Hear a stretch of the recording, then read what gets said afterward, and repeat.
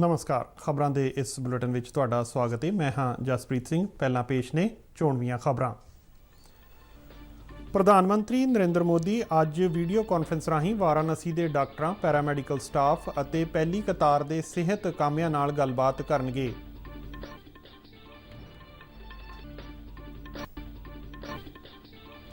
केंद्रीय सेहत मंत्राला ने सारिया सेहत संस्थावां नूं ब्लैक फंगस के सारे शक्की और पुष्टि वाले केसां नूं सेहत विभाग कोल लाजमी दर्ज कराउण दे निर्देश दिते ने। देश भर विच चलाई जा रही कोविड टीकाकरण मुहिम दौरान लाभपात्रियों नूं लगाए गए टीकिਆਂ ਦਾ अंकड़ा 19 करोड़ तो पार।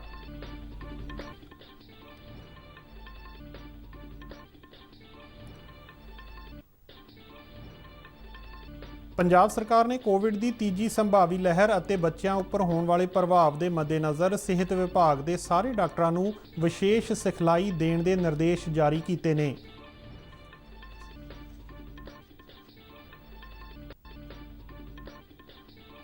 रक्षा मंत्री राजनाथ सिंह ने हथियारबंद सेनावां और इंडियन कोस्ट गार्ड वालों तौकते तूफान नाल प्रभावित इलाकों में बचाव कार्यों लई कीती शलाघा।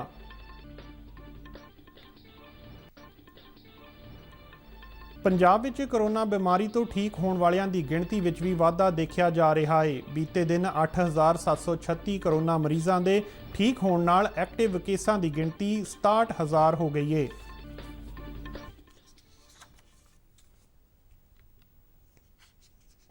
ते हुण खबरां विस्तार नाल। प्रधानमंत्री नरेंद्र मोदी अज वीडियो कॉन्फ्रेंसिंग राही वाराणसी के डॉक्टरों, पैरामैडिकल स्टाफ और होर पहली कतार के सेहत कामियां नाल गलबात करनगे। प्रधानमंत्री वाराणसी के ਵੱਖ-ਵੱਖ कोविड हस्पतालों, जिन्हां विच पंडित राजन मिश्रा कोविड हस्पताल भी शामिल है, दे कामकाज की समीक्षा करनगे। पंडित राजन मिश्रा कोविड हस्पताल हाल ही विच DRDO और भारतीय फौज के सांझे यत्नां नाल शुरू किया गया है। वो जिले के गैर कोविड हस्पतालों के कामकाज की भी समीक्षा करनगे।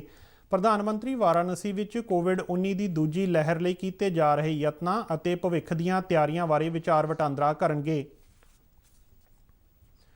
प्रधानमंत्री ने कोविड टीकिਆਂ की बर्बादी ਨੂੰ रोकण ते ध्यान देने की लोड़ ते जोर दिंदिआं कहा है कि एक टीके की बर्बादी का मतलब एक जिंदगी ਨੂੰ सुरक्षा कवच उपलब्ध ना करवाउणा है। उन्होंने कहा कि केंद्र सरकार कोरोना टीकिਆਂ की सप्लाई जारी रखने लई लगातार कोशिशां कर रही है। सेहत मंत्राला सूबिਆਂ ते केंद्र शासित प्रदेशों ਨੂੰ टीकिਆਂ के 15 दिन के स्टाक की उपलब्धता बारे अगाऊं सूचना दिंदा है। प्रधानमंत्री बीते दिन कोविड की ताज़ा स्थिति बारे 10 सूबिਆਂ के जिला अधिकारियों नाल कीती वर्चुअल मीटिंग विच बोल रहे सन। उन्होंने कहा कि कोविड महामारी दीआं चुनौतियां नाल नजिठण लई नवे ढंग तरीके और प्रभावशाली रणनीति बनाउण दी लोड़ है। उन्होंने कहा कि वायरस लगातार अपना स्वरूप बदल रहा है और विज्ञानी वायरस के बदलते रूपों नाल नजिठण लई काम कर रहे हैं। केंद्रीय सेहत ते परिवार भलाई मंत्रालय ने सूबिਆਂ ते केंद्र शासित प्रदेशों को कहा है कि मुकोरमाइकोसिस, जिसनों ब्लैक फंगस के नां नाल जानिया जाता है, नूं महामारी रोग एक्ट 1897 तहत महामारी ऐलानिया जाए। मंत्रालय ने सारे सरकारी और निजी सेहत सहूलतां, मैडिकल कालजां ਨੂੰ केंद्रीय सेहत मंत्रालय और मैडिकल खोज बारे भारतीय कौंसल वालों ब्लैक फंगस के प्रबंधन, जांच और स्क्रीनिंग लई जारी किए दिशा निर्देशों की पालना करने के निर्देश दिते ने। सारे सूबिਆਂ ਤੇ केंद्र शासित प्रदेशों ਨੂੰ लिखे एक पत्र ਵਿੱਚ सेहत ਤੇ परिवार भलाई मंत्रालय के संयुक्त ਸਕੱਤਰ लव अग्रवाल ने कहा है कि सारिया सेहत संस्थावां ਨੂੰ ब्लैक फंगस के सारे शक्की और पुष्टि वाले केसां ਨੂੰ सेहत विभाग ਵਿੱਚ दर्ज कराउणा लाजमी है।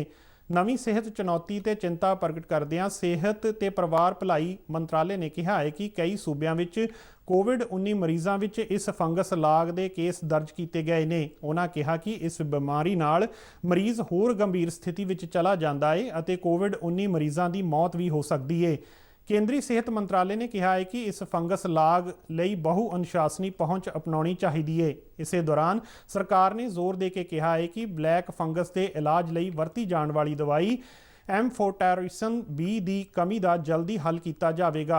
रसायन ते खादां बारे राज मंत्री मनसुख मंडाविया ने कहा है कि 3 दिनों के अंदर अंदर 5 होर दवाई कंपनियां ने मौजूदा 6 दवाई कंपनियां तो इलावा भारत विच एम्फोटेरिसन B का उत्पादन करने लई प्रवानगी लई है। उन्होंने कहा कि मौजूदा दवाई कंपनियां ने भी पहला ही उत्पादन वधा दिता है।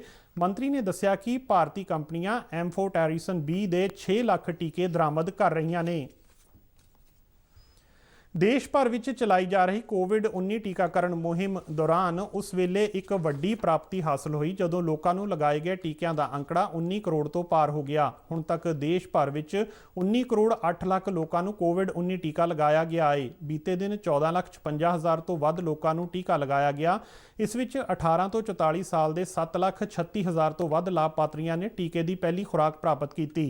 ਹੁਣ ਤੱਕ ਟੀਕਾਕਰਨ ਮੁਹਿੰਮ ਦੇ ਤੀਜੇ ਪੜਾਅ ਤਹਿਤ 26 ਸੂਬਿਆਂ ਅਤੇ ਕੇਂਦਰ ਸ਼ਾਸਤ ਪ੍ਰਦੇਸ਼ਾਂ ਵਿੱਚ 18 ਤੋਂ 44 ਸਾਲ ਉਮਰ ਵਰਗ ਦੇ 85,84,000 ਤੋਂ ਵੱਧ ਲੋਕਾਂ ਨੂੰ ਟੀਕੇ ਦੀ ਪਹਿਲੀ ਖੁਰਾਕ ਦਿੱਤੀ ਜਾ ਚੁੱਕੀ ਹੈ।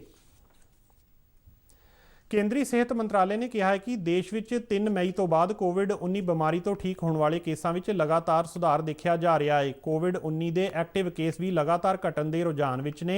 ਮੀਡੀਆ ਨੂੰ ਸੰਬੋਧਨ ਕਰਦਿਆਂ ਸਿਹਤ ਮੰਤਰਾਲੇ ਦੇ ਸੰਯੁਕਤ ਸਕੱਤਰ ਲਵ ਅਗਰਵਾਲ ਨੇ ਕਿਹਾ ਕਿ ਐਕਟਿਵ ਕੇਸਾਂ ਦੀ ਗਿਣਤੀ 17.13% ਤੋਂ ਘਟ ਕੇ 12.1% ਤੇ ਆ ਗਈ ਹੈ, ਜਦਕਿ ਮਰੀਜ਼ਾਂ ਦੇ ਠੀਕ ਹੋਣ ਦੀ ਦਰ ਵਿੱਚ ਵੀ ਸੁਧਾਰ ਹੋਇਆ ਹੈ ਤੇ ਇਹ 3 ਮਈ ਨੂੰ 81.7% ਸੀ, ਜੋ ਹੁਣ 86.7% ਤੇ पहुंच गई है। 3 मई को जहां देश में एक्टिव केसेस 17.13% थे, वह घटते घटते अब 12.1% रह गए हैं। इसी तरह से रिकवरीज में भी एक पॉजिटिव ट्रेंड नोट किया जा रहा है। 3 मई में जैसे 81.7% केसेस रिकवर्ड केसेस की दृष्टि में आते थे, वह अब बढ़ते हुए 86.7% हो चुका है। ਉਹਨਾਂ ਕਿਹਾ ਕਿ ਪਿਛਲੇ 9 ਦਿਨਾਂ ਵਿੱਚ ਠੀਕ ਹੋਣ ਵਾਲੇ ਕੇਸਾਂ ਦਾ ਅੰਕੜਾ ਕਰੋਨਾ ਦੇ ਨਵੇਂ ਮਾਮਲਿਆਂ ਨਾਲੋਂ ਵੱਧ ਦਰਜ ਕੀਤਾ ਗਿਆ ਹੈ। ਉਹਨਾਂ ਕਿਹਾ ਕਿ ਕੁੱਲ ਐਕਟਿਵ ਕੇਸਾਂ ਦਾ 69% ਕੇਵਲ 8 ਸੂਬਿਆਂ ਤੱਕ ਸੀਮਿਤ ਹੈ, ਜਦਕਿ 21 ਸੂਬੇ ਅਜਿਹੇ ਨੇ ਜਿੱਥੇ ਠੀਕ ਹੋਣ ਵਾਲੇ ਕੇਸਾਂ ਦੀ ਗਿਣਤੀ ਰੋਜ਼ਾਨਾ ਨਵੇਂ ਕੇਸਾਂ ਨਾਲੋਂ ਵੱਧ ਹੈ। ਉਹਨਾਂ ਕਿਹਾ ਕਿ ਜਿਹੜੇ 6 ਸੂਬੇ ਕਰਨਾਟਕ, ਕੇਰਲ, ਮਹਾਰਾਸ਼ਟਰ, ਰਾਜਸਥਾਨ, ਉੱਤਰ ਪ੍ਰਦੇਸ਼ ਅਤੇ ਗੁਜਰਾਤ ਐਕਟਿਵ ਕੇਸਾਂ ਵਿੱਚ ਮੁੱਖ ਯੋਗਦਾਨ ਪਾ ਰਹੇ ਸਨ, ਉਹਨਾਂ ਵਿੱਚ ਵੀ ਕੇਸਾਂ ਦੀ ਕਮੀ ਦਰਜ ਕੀਤੀ ਗਈ ਹੈ। ਕੋਵਿਡ ਦੀ ਤੀਜੀ ਸੰਭਾਵੀ ਲਹਿਰ ਅਤੇ ਇਸ ਦੇ ਬੱਚਿਆਂ ਉੱਪਰ ਪ੍ਰਭਾਵ ਦੀਆਂ ਸੰਭਾਵਨਾਵਾਂ ਤੇ ਚਿੰਤਾਵਾਂ ਨੂੰ ਧਿਆਨ ਵਿੱਚ ਰੱਖਦੇ ਹੋਏ ਪੰਜਾਬ ਦੇ ਮੁੱਖ ਮੰਤਰੀ ਕੈਪਟਨ ਅਮਰਿੰਦਰ ਸਿੰਘ ਨੇ ਸਿਹਤ ਵਿਭਾਗ ਨੂੰ ਮਿਸ਼ਨ ਮੋਡ ਵਿੱਚ ਪੂਰੀ ਤਨਦੇਹੀ ਨਾਲ ਤਿਆਰੀਆਂ ਦੇ ਹੁਕਮ ਦਿੱਤੇ ਨੇ। ਇਹਨਾਂ ਤਿਆਰੀਆਂ ਤਹਿਤ ਜੂਨ ਦੇ ਅੰਤ ਤੱਕ ਸਿਹਤ ਵਿਭਾਗ ਦੇ ਸਾਰੇ ਡਾਕਟਰਾਂ ਨੂੰ ਵਿਸ਼ੇਸ਼ ਸਿਖਲਾਈ ਦਿੱਤੀ ਜਾਵੇਗੀ। ਮੁੱਖ ਮੰਤਰੀ ਨੇ ਪੇਂਡੂ ਇਲਾਕਿਆਂ ਵਿੱਚ ਮੌਜੂਦਾ ਲਹਿਰ ਦੇ ਫੈਲਾਅ ਨੂੰ ਕਾਬੂ ਕਰਨ ਲਈ ਘਰ-ਘਰ ਨਿਗਰਾਨੀ ਕਰਨ ਦੇ ਆਦੇਸ਼ ਦਿੱਤੇ ਨੇ। ਵਰਚੁਅਲ ਮੀਟਿੰਗ ਦੌਰਾਨ ਸੂਬੇ ਵਿੱਚ ਕੋਵਿਡ ਦੀ ਸਥਿਤੀ ਦਾ ਜਾਇਜ਼ਾ ਲੈਣ ਮੌਕੇ ਮੁੱਖ ਮੰਤਰੀ ਨੇ ਡਾਕਟਰ ਕੇ ਤਲਵਾਰ ਦੀ ਅਗਵਾਈ ਵਾਲੇ ਸੂਬਾ ਪੱਧਰੀ ਮਾਹਰ ਗਰੁੱਪ ਨੂੰ ਮੈਡੀਕਲ ਸਿੱਖਿਆ ਦੇ ਸਾਰੇ ਪਹਿਲੂਆਂ ਨੂੰ ਘੋਖਣ ਅਤੇ ਸਿਹਤ ਵਿਭਾਗ ਲਈ ਸਿਖਲਾਈ ਸੰਬੰਧੀ ਵੇਰਵੇ ਤਿਆਰ ਕਰਨ ਦੇ ਆਦੇਸ਼ ਦਿੱਤੇ ਨੇ। ਮੁੱਖ ਮੰਤਰੀ ਨੇ ਸਿਹਤ ਅਧਿਕਾਰੀਆਂ ਨੂੰ ਕੋਵਿਡ ਮਰੀਜ਼ਾਂ ਤੋਂ ਵੱਧ ਪੈਸੇ ਵਸੂਲ ਕਰਨ ਵਾਲੇ ਪ੍ਰਾਈਵੇਟ ਹਸਪਤਾਲਾਂ ਦੇ ਖਿਲਾਫ ਸਖਤ ਕਾਰਵਾਈ ਕਰਨ ਦੇ ਹੁਕਮ ਦਿੰਦਿਆਂ ਕਿਹਾ ਹੈ ਕਿ ਇਹਨਾਂ ਹਸਪਤਾਲਾਂ ਵੱਲੋਂ ਪੈਸੇ ਵਾਪਸ ਕਰਵਾਏ ਜਾਣੇ ਚਾਹੀਦੇ ਨੇ। ਉਹਨਾਂ ਨੇ ਡਿਪਟੀ ਕਮਿਸ਼ਨਰਾਂ ਨੂੰ ਅਜਿਹੀਆਂ ਸਾਰੀਆਂ ਸ਼ਿਕਾਇਤਾਂ ਦਾ ਪਤਾ ਲਗਾਉਣ ਲਈ ਸਿਹਤ ਵਿਭਾਗ ਨਾਲ ਤਾਲਮੇਲ ਕਰਨ ਲਈ ਆਖਿਆ ਹੈ।